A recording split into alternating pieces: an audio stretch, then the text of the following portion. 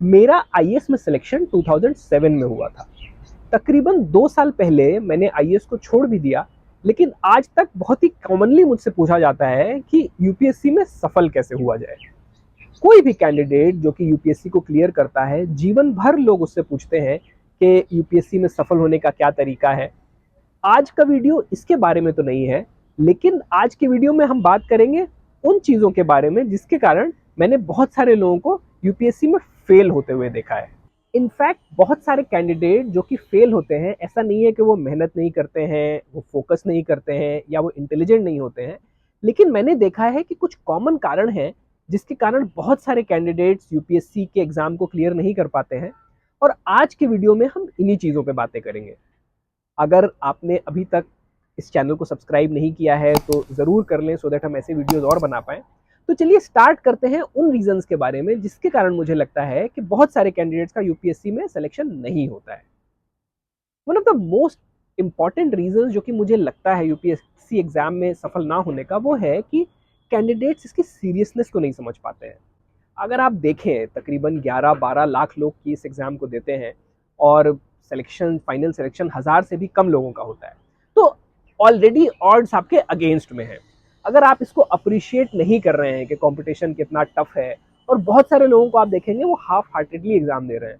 In fact जब मैंने तैयारी करनी शुरू की तो बहुत सारे लोग आपको मिलेंगे कि ये मैं पहला अटेम्प्ट देखने के लिए दे रहा हूँ, और ये अभी तो 2 अटेम्प्ट है, मैंने सिर्फ एग्ज़ाम का पैटर्न देखने के लिए दिया है।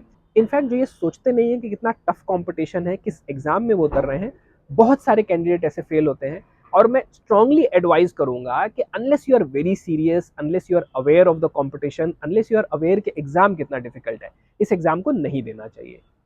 दूसरा कारण जो कि मैंने देखा है बहुत सारे कैंडिडेट जिसके कारण फेल होते हैं, कि यूपीएससी में सिलेबस अनंत होता है। आप बहुत सारी किताबें ले सकते हैं, आप बहुत सारा मटेरियल पढ़ सकते हैं, आप नई नई तरह से आंसर को लिख सकते हैं, लेकिन मुझे लगता है कि अक्सर कैंडिडेट सिलेबस के समंदर में खो जाते हैं।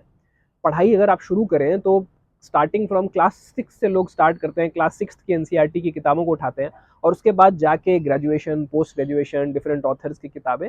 तो सिलेबस कभी खत्म नहीं होगा। लेकिन आपको ध्यान रखना है कि आप एक एग्जाम की तैयारी कर रहे हैं, आपके पास समय भी लिमिटेड है और आपके पास रिसोर्सेज भी लिमिटेड है। तो प्रायोरिटाइज करना, समय का सदुपयोग करना, और ये समझना कि ये एक एग्जाम है, इसमें आपको कोई महारत नहीं हासिल करनी है किसी सब्जेक्ट में, and you have to try your best कि आप सिलेबस के समंदर में नहीं खो रहे हैं, बल्कि एग्जाम की तरफ फोकस कर रहे हैं। इसी से रिलेटेड पॉइंट जो मैंने देखा है जिसके कारण कैंडिडेट्स फेल होते हैं, वो होती है उनकी पुअर प्लानिंग। जब कोई यूपीएससी की तैयारी करना शुरू करता है, जनरल स्टडीज की बात करें आप या ऑप्शनल की बात करें, सिलेबस एकदम अनंत होता है। बहुत सारी नई चीज़ों के बारे में आप पढ़ रहे होते हैं, करंट अफेयर्स के बारे में पढ़ रहे होते हैं, और ऐसा लगता है कि जैसे ये कभी खत्म ही नहीं होगा। अगर आपने सही से चीज़ों को नहीं प्लान किया, और अगर आपने सही से अपने टाइम को ऑप्टिमाइज नहीं किया, तो अक्सर एग्जाम के आते आते आपके बड़े इंपॉर्टेंट चैप्टर छूटते हैं, आपके एरियाज जिन पे आपको सही में फोकस करना चाहिए वो छूटते हैं। इनफैक्ट क्वेश्चन पेपर में कौन कौन से स्कोरिंग एरियाज हैं वो छूटते हैं, और बहुत सारे कैंडिडेट खराब प्लानिंग के कारण इस एग्जाम को फेल करते हैं। अब चूंकि एग्जाम इतना डिफिकल्ट है, तो बहुत सारे लोग सोचते हैं कि वो सीनियर्स से पूछें, डिफरेंट स्ट्रैटेजीज को खोजें, और मेरा मानना है कि इस कारण से भी बहुत सारे कैंडिडेट इस एग्जाम में फेल होते हैं। आप स्ट्रैटेजी के पीछे पड़े हैं समझने के लिए कि क्या स्ट्रैटेजी होनी चाहिए, किस चैप्टर को ज़्यादा वेटेज देना है, किसको कम वेटेज देना है, सीनियर्स क्या बोल रहे हैं, आपके कॉलेज के जो लोग पहले सेलेक्ट हुए हैं वो क्या बोल रहे हैं। और सडनली क्या होता है कि व्यक्ति की ओरिजिनलिटी चली हो जाती है, और वो खुद से नहीं सोचता है कि उसकी प्रिपरेशन के लिए क्या इंपॉर्टेंट है। तो ये जो स्ट्रैटेजी चेजिंग है या जस्ट एडवाइस को ब्लाइंडली फॉलो करना है, इसके कारण भी मैंने देखा है कि बहुत सारे कैंडिडेट फेल हो रहे हैं। इनफैक्ट मैं कहूँ, मेरा पहले अटेम्प्ट में सिलेक्शन हो गया था, मेरी 27th रैंक आई थी, और इसका बहुत बड़ा कारण ये था कि मैंने किसी से भी एडवाइस नहीं मांगी थी। ऑफ कोर्स 2-3 ट्रस्टेड लोग थे जिनसे मैंने पूछा था कि कैसे तैयारी करनी चाहिए, और उसके बाद मैंने पूरी तैयारी अपने दम पे की थी। पूरी तैयारी मैंने इस तरह से की थी कि जो मुझे लगता है सही है। I did not go behind strategies, I did not go behind कि इस ऑप्शनल में ज़्यादा मार्क्स आते हैं और इस तरह से पैटर्न अटेम्प्ट करने से ज़्यादा मार्क्स आते हैं। मैंने सब कुछ अपने हिसाब से निर्धारित किया था, खुद से डिसाइड किया था कि क्या करना चाहिए। और मुझे लगता है कि मेरी सफलता में बहुत बड़ा कारण इस बात का भी था कि मैंने सब कुछ अपने हिसाब से किया था, ना कि सोच के कि ये सही स्ट्रैटेजी होती है या ये सही सक्सेस का फॉर्मूला होता है। एक और बात जो बहुत सारे कैंडिडेट्स मिस करते हैं वो होता है मिसिंग द बेसिक्स। बेसिकली आपको बेसिक किताबें पढ़नी है, जो एनसीईआरटी की किताबें हैं उनको कंप्लीट करना है, इंश्योर करना है कि आपका सिलेबस कंप्लीट हुआ है, ये चेक करना है कि क्वेश्चन का पैटर्न कैसा है, कौन से स्कोरिंग एरियाज हैं, जो कि बेसिक्स हर कोई कर सकता है।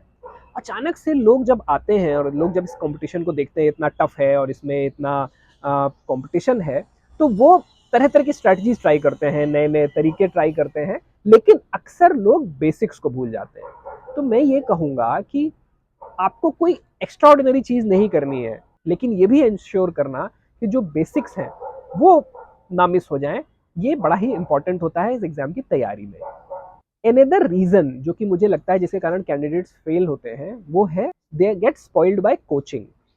बहुत बड़ी इंडस्ट्री भारत में यूपीएससी की कोचिंग पे डिपेंड करती है। मतलब आप जाएंगे राजेंद्र नगर की गलियों में, मुखर्जी नगर की गलियों में, जिया सराय की गलियों में, और हर शहर में मुझे तो लगता है ऐसा है कि कोचिंग की एकदम दुकानें लगी हुई हैं, जिसको इन वे बोला जाता है कि कोचिंग मंडी बोला जाता है जिसको। कई बार स्टूडेंट्स अपने कोचिंग के टीचरों पे, कोचिंग के दिए हुए गाइडेंस पे इतना ज़्यादा रिलाई करते हैं कि वो ये मिस कर जाते हैं कि उनको क्या करना चाहिए। मैं ये कहूँगा कि आप सबकी सुनिए, लेकिन अल्टीमेटली स्ट्रैटेजी, अपना कोर्स कंप्लीट करना, आप कब एग्ज़ाम देंगे या आप एग्ज़ाम देना भी चाहते हैं कि नहीं, ये आपको खुद डिसाइड करना पड़ेगा। अगर मैं अपनी बात करूँ तो मैंने दिल्ली में ऑफ कोर्स कोचिंग ज्वाइन की थी, लेकिन कुछ समय बाद मुझे ऐसा लगा कि कोचिंग में समय नष्ट ज़्यादा हो रहा है। तो मैं कोचिंग के नोट्स दूसरे स्टूडेंट से मांग लेता था, लेकिन मैं अपने घर पे रह के पढ़ाई करता था। एंड देन आई फेल्ट कि I am able to cover much more syllabus rather than every day going to the coaching. तो आपको अपने आप से डिसाइड करना है, कोचिंग पे बिल्कुल ओवर रिलाई मत करिए। ये देखिए कि आपको उससे कितना फ़ायदा हो रहा है। बहुत सारे लोगों का यूपीएससी में फेल होने का कारण ये भी होता है कि मेरा मानना है कि वो शुरू से कभी भी यूपीएससी के बारे में सीरियस ही नहीं थे और उनको ये अटेम्प्ट देना भी नहीं चाहिए। इनफैक्ट मेरा मानना है कि बहुत सारे लोग यूपीएससी के एग्ज़ाम सिर्फ इसलिए देते हैं क्योंकि इस एग्ज़ाम को देना भर भी एक तरह का स्टेटस सिंबल है। इनफैक्ट काफ़ी बड़ा डिसगाइज्ड अनएम्प्लॉयमेंट यूपीएससी के एग्ज़ाम्स में होता है। कई स्टूडेंट्स जो आपको लगेगा कि जो कि एक बेसिक एग्ज़ाम भी नहीं क्लियर कर पाएंगे, या जो कि अपनी लाइफ में कुछ और शायद अच्छे से कर पाएँ, लेकिन कॉम्पिटिटिव एग्ज़ाम निकालना उनका फोटे नहीं है, वो भी इस एग्ज़ाम को दे रहे होंगे। और आप देखेंगे 2 साल, 3 साल, 4 साल, इनफैक्ट लोग 10-10 साल तक इस एग्ज़ाम को देने में नष्ट करते हैं। इनफैक्ट मैं यहाँ पे कहूँगा कि बहुत सारे लोग 12th फेल जैसी मूवीज़ को देख के प्रभावित होते हैं और वो सोचते हैं कि यूपीएससी का एग्ज़ाम एक तरह का यू कैन से बहुत बड़ा अचीवमेंट है, जिसके लिए उनको ट्राई करना चाहिए और इसको करते रहना चाहिए। मैं बोलूँगा कि हर किसी को अपना आकलन स्वयं करना चाहिए, और अगर आपको लगता है कि आप इस एग्ज़ाम को सीरियसली क्वालिफ़ाई कर सकते हैं तो ज़रूर दें। लेकिन अगर आपको ज़रा-सा भी डाउट है, नेवर गो बिहाइंड कि दुनिया ये कहती है, आप वो करिए जो आपको लगता है आपके लिए सही है। एक और कारण जिससे स्टूडेंट्स फेल होते हैं वो है ऑप्शनल के साथ ऑब्सेशन। कई बार आप यूपीएससी में कहानियाँ सुनेंगे कि इस सब्जेक्ट में ज़्यादा मार्क्स आ रहे हैं, इस सब्जेक्ट में इस तरह की स्कोरिंग होती है।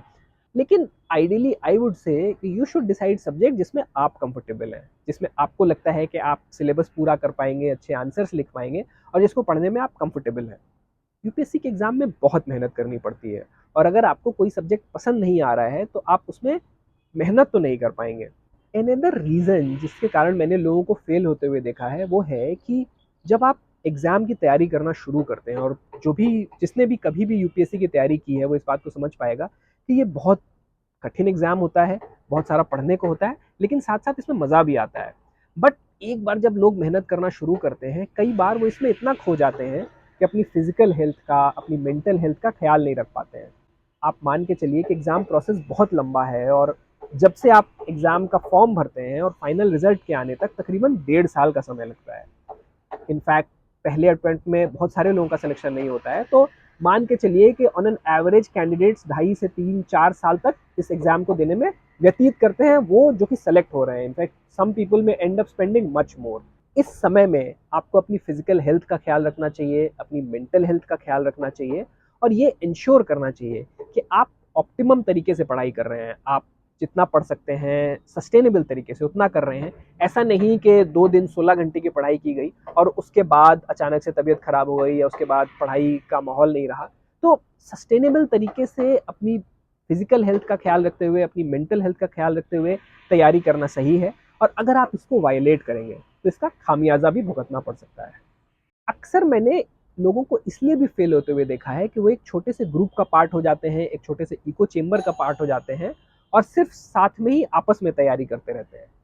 इनफैक्ट मैं कहूँगा कि ग्रुप स्टडी अच्छी होती है, लेकिन आप सिर्फ अपने डाउट्स के लिए या अपने कुछ एरियाज के लिए करें।